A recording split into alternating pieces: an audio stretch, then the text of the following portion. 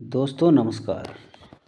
स्वागत है आपका हमारे YouTube channel sub staff to clerk promotion bankers way में। आज एक बार फिर क्लास लेके आए हैं। कल तो हुई थी नहीं क्लास, और आज जो क्लास है सेम MCQ सब स्टाफ टू क्लर्क के लिए। और ये वाली टैगलाइन हमेशा याद रखना, अब की बार क्लर्क पार। और MCQ में इम्पोर्टेंट क्वेश्चन जो कि आपके लिए लाए गए हैं।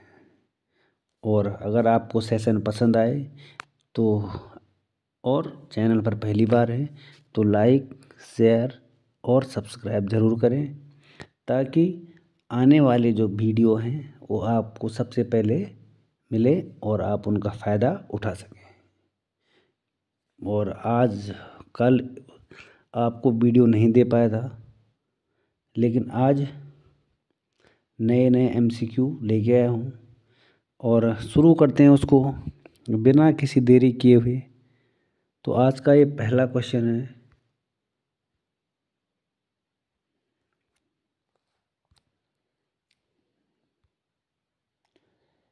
पहला क्वेश्चन है, odd one out of following.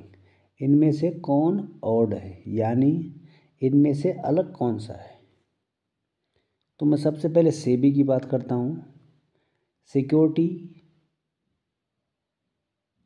SEBI SEBI, security exchange board of India. ये शेयर मार्केट को रेगुलेट करता है। एक है IRDAI, इंश्योरेंस और कंपनी को ये रेगुलेट करता है। और सबसे लास्ट में RBI, जो कि बैंकों को रेगुलेट करता है।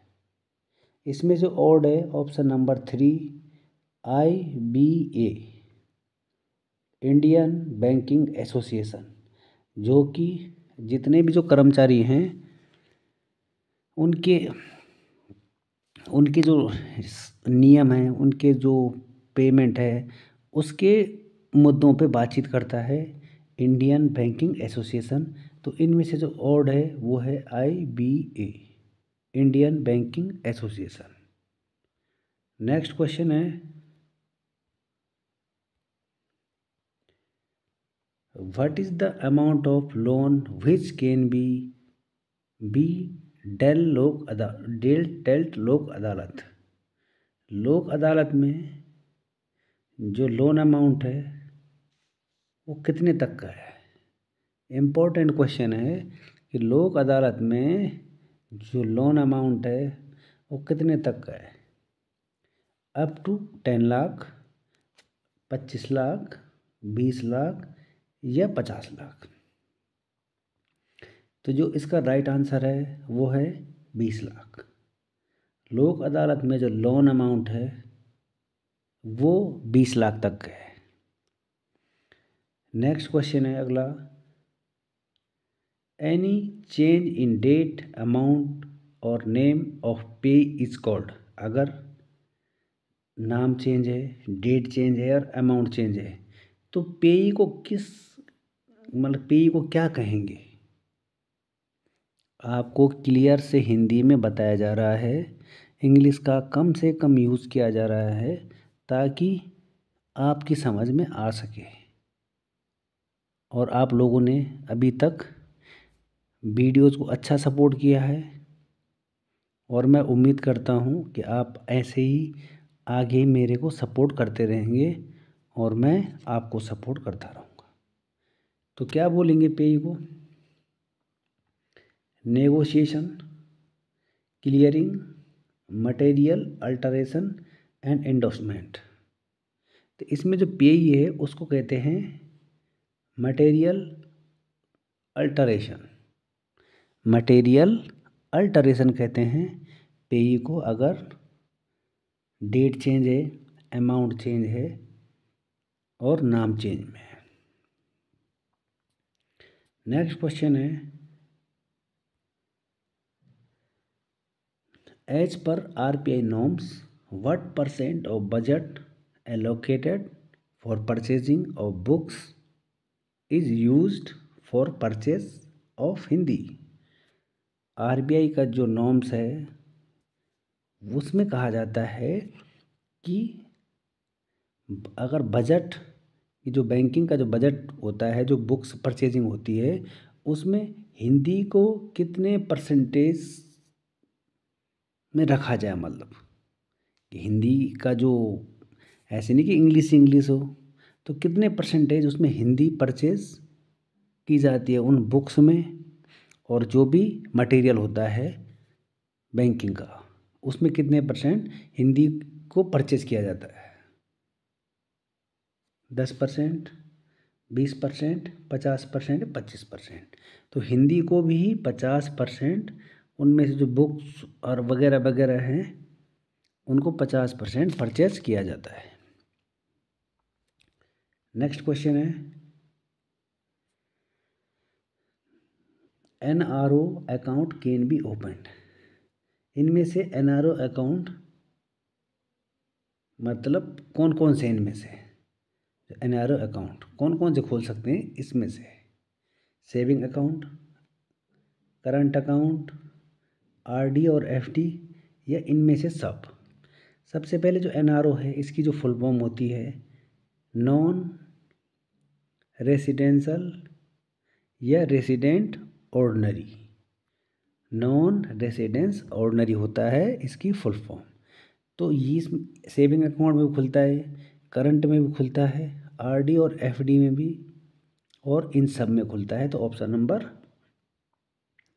4 बिल्कुल राइट आंसर है। अगला क्वेश्चन है,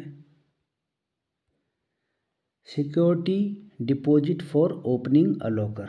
अगर कोई लॉकर की ओपनिंग कर रहा है सिक्योरिटी डिपॉजिट के लिए, सुन लेना और समझ लेना, अगर कोई सिक्योरिटी डिपॉजिट के लिए लॉकर ओपन कर रहा है तो इनमें से क्या रिक्वायरमेंट होगी? पहला ऑप्शन है 3 ईयर्स रेंट। क्या उससे पहले ही 3 साल का रेंट लिया जाएगा? पहला ऑप्शन है। दूसरा, ब्रेक ओपन चार्जेस, कि अगर आपका की लॉस्ट हो जाने पर अगर उसको तोड़ा जाए तो उसका चार्जेस लिया जाएगा, या बोथ, दोनों, या चौथा इनमें से कोई नहीं। तो इसका राइट आंसर है बोथ, यानी 3 साल का चार्ज और तोड़ने का भी चार्ज लिया जाता है। नेक्स्ट क्वेश्चन है, risk categorisation of politically exposed person. अगर कोई नेता, राजनेता, अभिनेता पॉलिटी एक्सपोज पर्सन है, पॉलिटी एक्सपोज पर्सन की फुल फॉर्म में अगर मैं बोलूँगा तो पीईपी की फुल फॉर्म होती है पॉलिटिकल एक्सपोज पर्सन। तो वो कौन सी कैटेगरी में आता है? लो रिस्क, मीडियम, हाई, या इनमें से कोई नहीं? तो जो पॉलिटी एक्सपोज पर्सन होता है पीईपी, वो आता है हाई रिस्क में, अगर हाई रिस्क में आता है वो। अगर आपको क्लास अच्छी लगती है या आपकी समझ में आ रहा है तो क्लास केवल सब स्टाफ के लिए ही बनाई जाती है बस। अगर आपकी समझ में आता है तो चैनल को ज़्यादा से ज़्यादा लाइक और शेयर ज़रूर करें ताकि मेरा भी हौसला बढ़े, और सब्सक्राइब भी ज़रूर करें। अब चलते हैं अगले क्वेश्चन की ओर।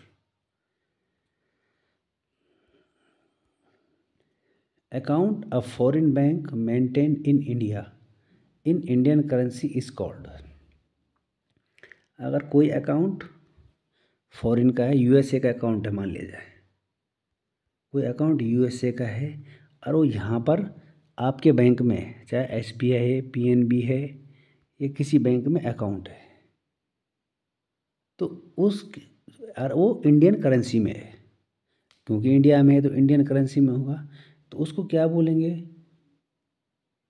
उसको क्या क्या कहेंगे? नेस्ट्रो, लेरो, वेस्ट्रो और ओलावा।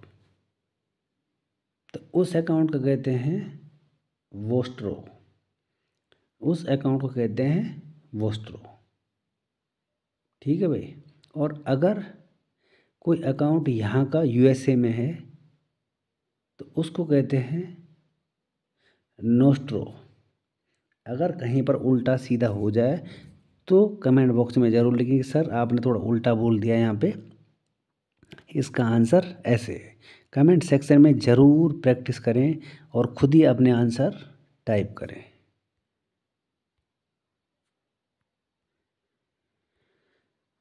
Each business correspond agent to clear the exam conduct by. जो भी बिजनेसमैन होते हैं, जो भी ये जो एजेंट होते हैं, ये इस क्रॉसपॉन्ड बिजनेस का एक एग्ज़ाम देते हैं, एक पेपर देते हैं। तो उस पेपर को कौन कंडक्ट कराता है? जैसे JAIB CIAB के पेपर देते हैं तो उसको कौन कंडक्ट कराता है? RBI, SEBI, IIBF और IRDAI। अगर मैं आपको RBI और SEBI तो कट है, क्योंकि ये जो एजेंट और क्रॉसपेंडेंट एग्ज़ाम कराता है वो कराता है IIBF। इसकी फुल फॉर्म होती है Indian institute banking of finance. और ऑप्शन नंबर 3 राइट आंसर है। अगर मैं फोर्थ की बात करूं, इसकी फुल फॉर्म होती है insurance regulatory development authority of India. ये पहले भी ऑप्शन में आया था और ये इंश्योरेंस को रेगुलेट करता है। Insurance regulatory development authority of India. ध्यान से सुने और उस पर अमल करें और आगे बढ़ते जाएं। Next, legal guardian is appointed in terms of. जो लीगल गार्जियन होता है उसको कौन अपॉइंट करता है? Indian majority act, Indian contract act, guardian and ward act और इंडियन एविडेंस एक्ट। तो जो लीगल गार्जियन है उसको गार्जियन एंड वार्ड एक्ट ये उसको अपॉइंट करता है। अगला क्वेश्चन है which of the following is used in NFT। NFT में इनमें से किसका यूज किया जाता है? MICR पहला ऑप्शन है। आपने MICR की फुल फॉर्म कमेंट बॉक्स में लिखनी है। दूसरा है स्विफ्ट, तीसरा है IFSC और चौथा है ऑल अबव। तो इसका जो राइट आंसर है वो है IFSC। नेफ्ट में IFSC का यूज़ किया जाता है RTGS और नेफ्ट में। तो आपने कमेंट बॉक्स में MICR और IFSC की फुल फॉर्म को ज़रूर लिखना है अगर आपको आती है तो। नहीं आती है तो आप ये लिखना है कि सर नहीं आती है। नेट से ढूंढ के आप कहीं से भी आप लिख सकते हैं।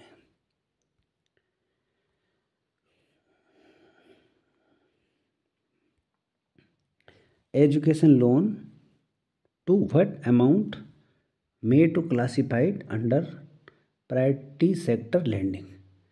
प्रायोरिटी सेक्टर लैंडिंग में एजुकेशन लोन कितना तक दिया जाता है? PSL बोलते हैं उसको, priority sector lending. Education loan priority sector lending में कितना पर एजुकेशन लोन क्लासिफाइड किया जाता है, दिया जाता है? 10 लाख, 25 लाख, 20 लाख या 50 लाख? ये दिया जाता है 20 लाख रुपए। ठीक है दोस्तों। नेक्स्ट क्वेश्चन है a current account OD if not renewable for how many days will slip into NPA।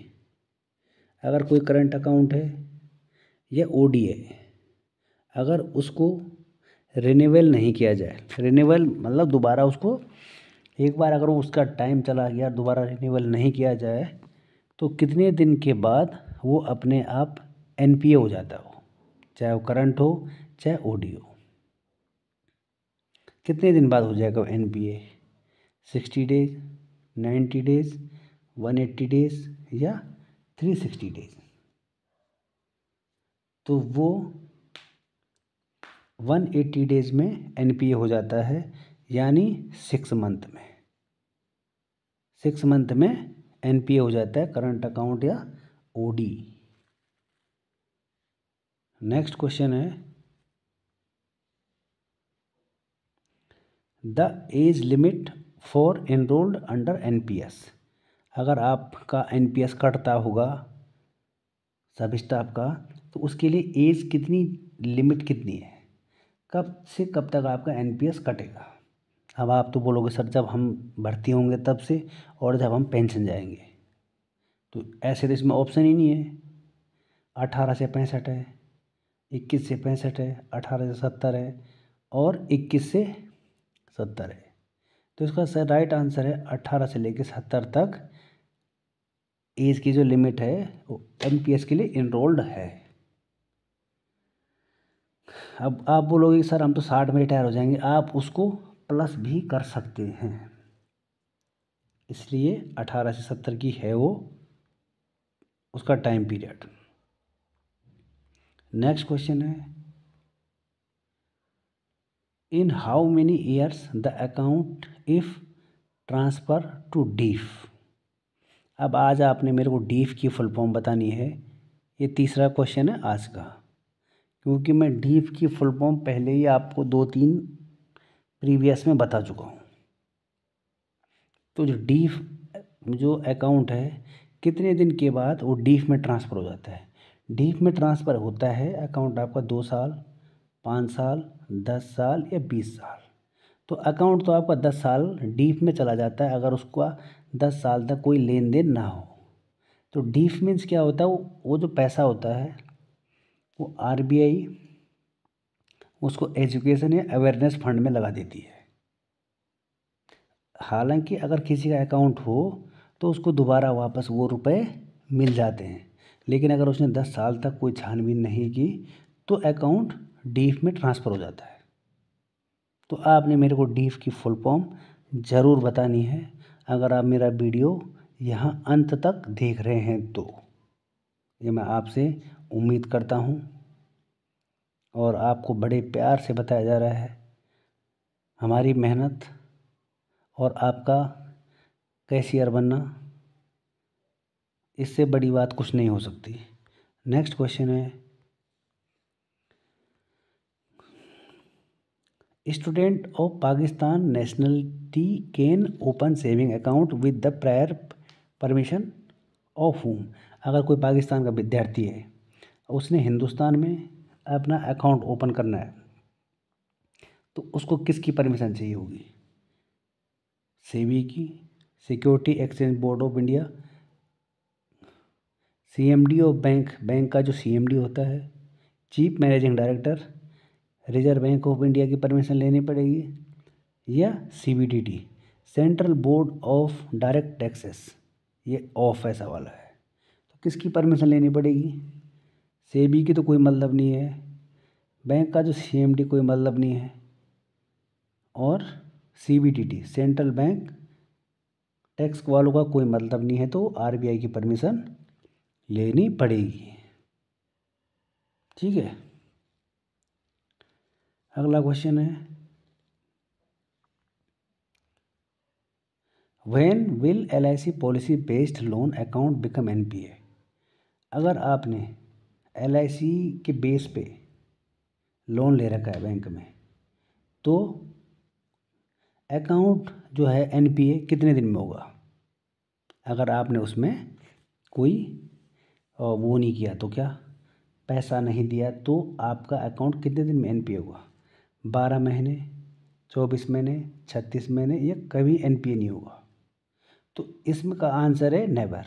इसमें अकाउंट एनपीए नहीं होता है, क्योंकि जो आपका जमा पूंजी हो पहले ही बैंक ले लेता है, इसलिए आपका अकाउंट इसमें एनपीए नहीं होता है। ठीक है दोस्तों, और जो लड़ता है वही हारता है। अगर आप मेहनत कर रहे हैं, लड़ रहे हैं, तो आप ज़रूर जीतोगे। एक बार हारने के बाद आप दूसरी बार पक्का जीतोगे। और यही संसार का एक नियम है कि जो लड़ा वो जीता। नहीं तो जो साइड बैठे हैं, जो सब स्टाफ सोच रहे हैं कि क्या पढ़ना है, वो चुपचाप बैठे हैं और आप मेहनत कर रहे हो, तो आप अवश्य ही पास होगे। ये गारंटी हम देते हैं आपको। अगला क्वेश्चन है, contribution have to be made for only how many years to SSA account. Question बोल रहा है कि एसएसए अकाउंट में, एसएसए होता है सुकन्या समृद्धि अकाउंट में, कितने साल तक आप रुपए जमा करा सकते हैं। निकालने की बात नहीं हो रही है, कंट्रीब्यूशन की बात हो रही है कि कितने साल तक आप रुपए जमा कराने आपने सुकन्या में। 18 साल तक, 21 साल तक, या 15 साल तक, या इनमें से कोई नहीं। तो आप 15 साल तक रुपए जमा कराएंगे इसमें और निकाल सकते हैं 21 साल के बाद। तो इसका जो राइट आंसर है वो है ऑप्शन नंबर 3, 15 साल, यानी 15 ईयर्स। 15 साल तक रुपए जमा कराते हैं और 6 साल रुपए नहीं जमा कराते इसमें। ठीक है, अगला क्वेश्चन है, loan account remaining irregular since last 75 days to be classified. अगर आपका कोई लोन अकाउंट है और वो बीच में टूट गया, यानी आप किस्त भर रहे थे और वो फिर आपने नहीं भरी 75 दिन तक, तो अकाउंट किस में जाएगा। ये मैंने अपनी तरफ से लिखे हैं। ये ऑप्शन ये है, SMA 0, SMA 1, SMA 2, ये अकाउंट NPA हो जाएगा। तो SMA 0 कब तक रहता है, 30 दिन तक। SMA 1 31 से 60 डेज तक रहता है और SMA 2 61 से 89 डेज तक रहता है।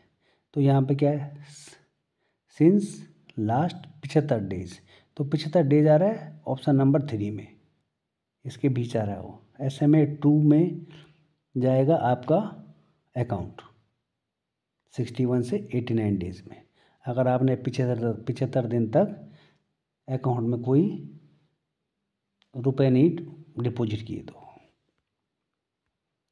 ठीक है, अगला क्वेश्चन है, what is the maximum transaction limit using UPI light. ये UPI की लाइट की बात हो रही है। With in overall limit and ₹2000। इसकी ओवरऑल लिमिट तो 2000 है, लेकिन इसकी मैक्सिमम ट्रांजैक्शन की जो लिमिट है, इसमें बताना है कि कितने रुपए हो, 200 रुपये, 1000 रुपये, 500 रुपये या 2000 रुपये। तो अभी फ़िलहाल तो इसमें 500 रुपये है ट्रांजैक्शन की लिमिट। पहले इसमें 200 रुपये थी, लेकिन अभी कितनी हो गई है, 500 रुपये। और ये प्ले लिस्ट में अगर आप देखोगे तो मैंने UPI लाइट को भी आपको पढ़ाया है, आप उसमें देख सकते हैं प्ले लिस्ट में जाके। नेक्स्ट क्वेश्चन है, इन SIP में S की स्टैंड फॉर्म बतानी है। SIP में जो S है उसकी स्टैंड फॉर्म बतानी है, सिंपल, सिंगल, सिस्टमेटिक या शेड्यूल्ड। तो इसका राइट आंसर है systematic. Systematic investment plan, SIP की फुल फॉर्म होती है सिस्टमेटिक इन्वेस्टमेंट प्लान। बोला हाँ, मैंने SIP कर रखी है, तो SIP की फुल फॉर्म होती है सिस्टमेटिक इन्वेस्टमेंट प्लान। अगला क्वेश्चन है,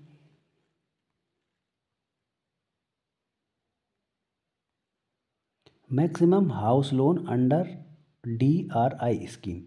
DRI स्कीम के तहत आप कितना हाउस लोन ले सकते हैं। DRI स्कीम की तरफ हाउस लोन। सबसे पहले DRI की जो फुल फॉर्म होती है वो होती है differential rate of interest scheme. Differential DRI differential rate of interest 18,000, 15,000, 20,000 या 10,000।